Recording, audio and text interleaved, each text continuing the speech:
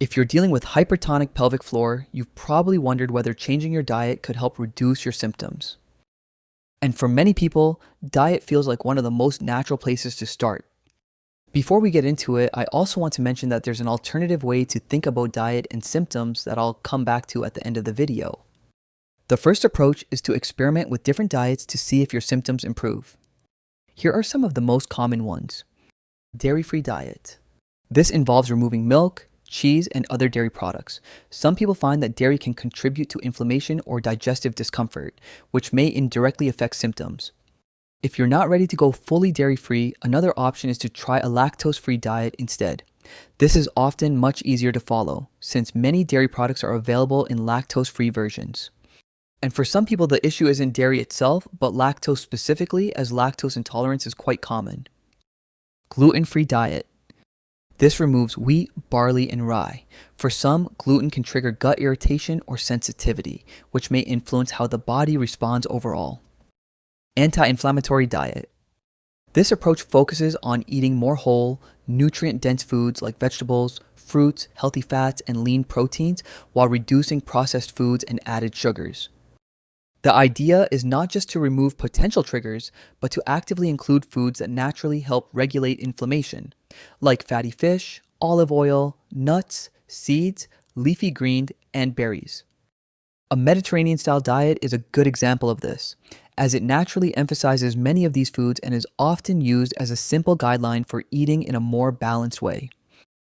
Vegan or plant-based diet. This eliminates animal products and emphasizes plant-based foods. Some people experience improvements due to higher fiber intake and reduced consumption of processed or heavy foods.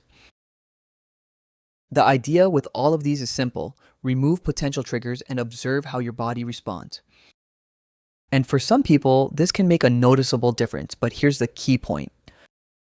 If you follow one of these diets consistently for a couple of months and don't see meaningful improvement, there's usually no reason to continue restricting yourself, unless you genuinely enjoy eating that way. Another approach is to reduce certain foods and drinks that may trigger or worsen your symptoms.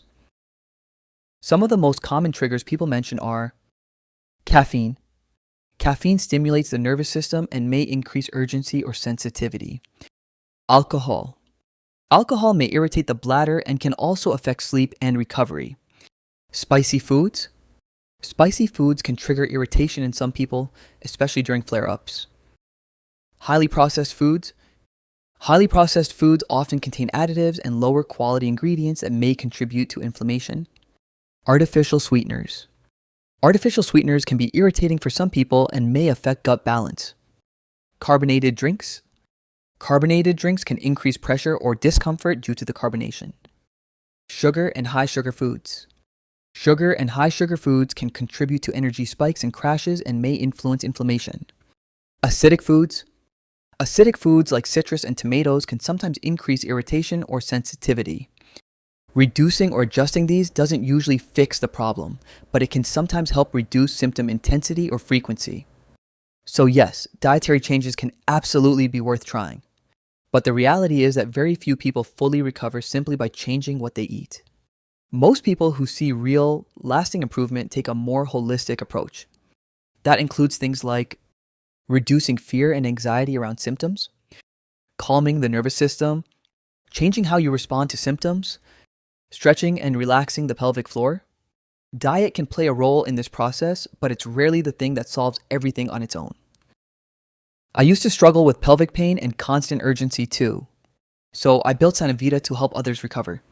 Sanavita includes psychological support using pain reprocessing and metacognitive therapy, guided stretches to relax the pelvic floor, expressive journaling to release built-up emotions, my recovery story and practical lessons for daily life, visualization meditations to calm your nervous system and ease symptoms.